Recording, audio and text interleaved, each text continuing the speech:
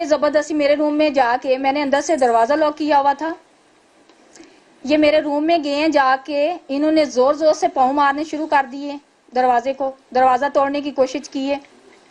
میرا 11 ماہ کا بیٹا ہے, 9 سال کی ایک بیٹی ہے, یہ سوئے ہوئے ہیں. میں نے جلدی سے دروازہ کھولا ہے کہ پتہ نہیں یا اللہ ہمارے گھر میں کیا ہو گیا, ایک دم سے کربلا آ گئی ہے, اتنا شور شرابہ اچانک سے, جبکہ میرے ہسبینڈ گھر پہ نہیں ہیں. تو انہوں نے میرے بچی کو 11 ماہ جو 9 سال کی بیٹی ہے اس کو گھٹنے سے پکڑ کے گھسیٹا ہے, اٹھایا ہے, اور میرے ہسبینڈ کی پکچر دکھائی ہے جو کہ روم میں پڑی ہوئی تھی کہ یہ تمہارے کیا ہیں. اس نے کہا کہ میرے بابا ہیں. بابا کدھر ہیں؟ اس نے کہا مجھے نہیں پتا, وہ گھر پہ نہیں ہے. میری بچی کو گھسیٹ کے بیڈ سے نیچے اتارا ہے. یہ 11 ماہ کا میرا بیٹا ہے, اس کو سوئے ہو کے بازو سے پکڑ کے گھسیٹا ہے اٹھا کے, اور مجھے زبردستی گھسیٹ کے سیڑھیوں سے نیچے لے کے آئے ہیں 3rd فلور سے. میرے سر پہ چادر نہیں تھی, میرے پاؤں پہ جوتا نہیں تھا, اور انہوں نے لا کے مجھے میرے ہسبینڈ کے آفس میں رکھ دیا, بٹھا دیا وہاں پہ, اور میرے بچوں کو اسی روم میں بند کر دیا لابی میں. میرے بچے اس طرف روتے رہے ہیں, چیختے رہے ہیں. میں وہاں پہ بیٹھی تھی آفس میں, میرے ننگے پاؤں تھے. یہ میرے پاؤں پہ جو ان کا ہیڈ تھا ان کو میں پہچانتی ہوں, انہوں نے ماسک پہنا ہوا تھا.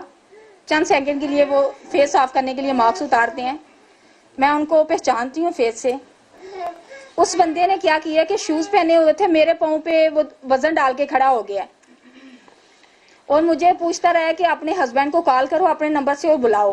میرے نمبر سے میرے ہسبینڈ کے جتنے بھی نمبر تھے سب پہ کال کی ہے. میرے ہسبینڈ کسی آؤٹ آف کنٹری گئے ہوئے تھے جہاں پہ کوئی سگنل پرابلم تھی, ان کا نیٹ موبائل کام نہیں کر رہا تھا. انہوں نے جتنے بھی نمبر تھے سب پہ کال ہی کی ہیں, نمبر بن جا رہا تھا. یہ مجھے کہتے رہے ہیں کہ تم جھوٹ بول رہی ہو, تمہیں پتہ ہے کہ چودھری صاحب کہاں ہیں. میں نے کہا میں ایک ہاؤس وائف ہوں, ان کی سوشل لائف ہے, مجھے نہیں پتا کہ چودھری صاحب کہاں گئے ہیں. میری بہن کے ساتھ کیا ہوگا, ایسا دور میں نہیں سمجھتا اس خطے میں, دنیا میں 500 سال میں کبھی آیا ہے کہ لوگوں کے گھروں میں گھس کر جس قسم کا تشدد ہم نے ابھی سنا یہاں ہوا ہے. یہ چنگیز خان کے دور میں بھی نہیں میرا خیال ہوا ہوگا. اتنی عزت وہ بھی رکھتے تھے چار دیواری کی. جو اب ہم دیکھ رہے ہیں ہر قدر ہماری پامال ہو چکی ہے, وہ دین کی قدر ہو, وہ تمدن کی قدر ہو, کسی کو خیال نہیں ہے. یہ وفاقی دارالحکومت ہے, یہاں جو کچھ ہوتا ہے اس کی براہ راست ذمہ داری وزیر اعظم صاحب کی ہے, وزیر داخلہ محسن نقوی کی ہے. اور اگر وہ کہتے ہیں وہ بے بس ہیں, جیسے تھانے والوں نے کہا کہ ہم بے بس ہیں, تو ہمیں جواب دیا جائے کہ کون ہے اس سب کا باعث, کس کے حکم پر یہ سب کچھ ہو رہا ہے. آئیں وہ سامنے, ہماری آنکھوں میں آنکھیں ڈالیں اور کہیں کہ انہوں نے اس ملک کو اس طرح چلانا ہے.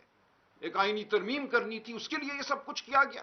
اس طرح آئینی ترمیم ہوتی ہے, اس طرح قوم کے ضمیر پر حملہ کیا جاتا ہے, اس طرح غیرتوں کو للکارا جاتا ہے. یہ ہے ہمارے سامنے اس وقت صورتحال.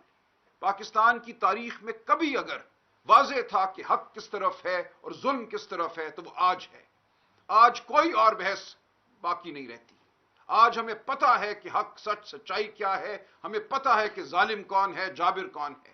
اس قوم کو اب فیصلہ کرنا ہے کہ اس نے چونٹیوں کی طرح رینگنا ہے, محکوم رہنا ہے, اپنے گھروں کو غیر محفوظ رکھنا ہے, یا اس نے آواز بلند کرنی ہے سچ کے لیے, شرافت کے لیے.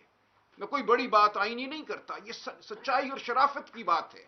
ہمارے گھروں کے اندر ہم نے محفوظ رہنا ہے یا محفوظ نہیں رہنا, بات اب یہاں آ پہنچی ہے. تو میں اتنا ہی کہوں گا, مجھے افسوس ہے بہن, میں شرمسار ہوں آپ کے سامنے کہ یہ ہوا آپ کے ساتھ. اور ہم پوری قوم کے سامنے اپیل کرتے ہیں, پوری قوم کو کہتے ہیں کہ جاگو, جاگ چکے ہو. اب وقت ہے کہ ہم اپنی آواز اتنی بلند کریں کہ یہ ظلم کے جو مینار ہیں یہ گر جائیں. ہم نے آج عہد کرنا ہے کہ ہم اس ظلم کو مزید نہیں سہیں گے. ہم نکلیں گے, ہر گلی کوچے میں, ہر قریے میں ہم باہر نکلیں گے اس ظلم کے خلاف. میں آپ کو یقین دلاتا ہوں.